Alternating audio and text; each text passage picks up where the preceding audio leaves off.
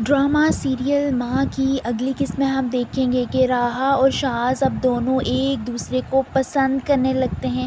وہ دونوں اتنی آگے تک پہنچ چکے ہوتے ہیں کہ راہا شاز سے کہتی ہے کہ آپ میرے ساتھ ہیں تو مجھے اب لگتا ہے کہ میں اکیلی نہیں ہوں، جس پر شاز بھی اسے کہتا ہے کہ میرا بھی کچھ یہی خیال ہے۔ وہ راہا سے پوچھتا ہے کہ سیف الرحمن صاحب ایکچوئل میں کیا آپ کے نانا تھے، جس پر راہا اسے کہتی ہے کہ صرف وہ میرے نانا ہی نہیں تھے بلکہ میرے گارڈین اینجل تھے۔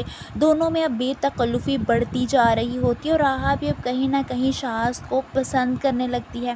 وہیں ہم دیکھیں گے کہ عدیل صاحب جب صدمے میں گھر آتے ہیں تو گھر آ کر وہ بطول سے کہتے ہیں کہ آپی چلی گئی، تارا آپی کا انتقال ہو گیا ہے۔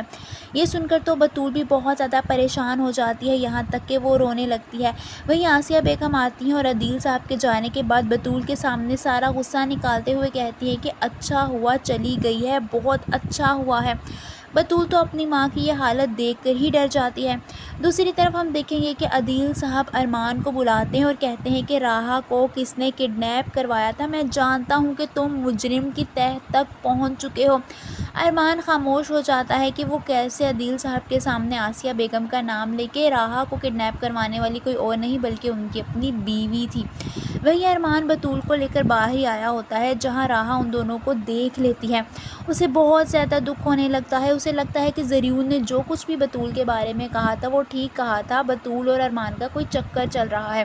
وہ غصے سے ارمان اور بطول کے پاس آتی ہے اور ارمان سے کہتی ہے کہ ارمان کیا بطول تمہارے گھر رہ رہی ہے؟ ارمان کہتا ہے کہ تمہیں یہ بات کس نے بتائی، جس پر راہا اسے کہتی ہے کہ ہاں یا نہ۔ ارمان ہاں کہہ دیتا ہے اور راہا پوری بات سنے بغیر ارمان پر شک کرنے لگتی ہے اور وہاں سے چلی جاتی ہے۔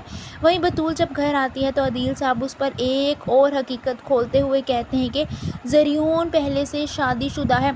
یہ سن کر تو بطول جتنا حیران ہوتی اتنا کم تھا، وہ بہت زیادہ رونے لگتی ہے۔ آپ سب کو کیا لگتا ہے، کیا راہا کا بڑھتا شک اسے ارمان سے دور کر دے گا اور کیا شاز ان دونوں کے بیچ آ چکا ہے؟ کامنٹس میں اپنی رائے کا اظہار ضرور کیجیے۔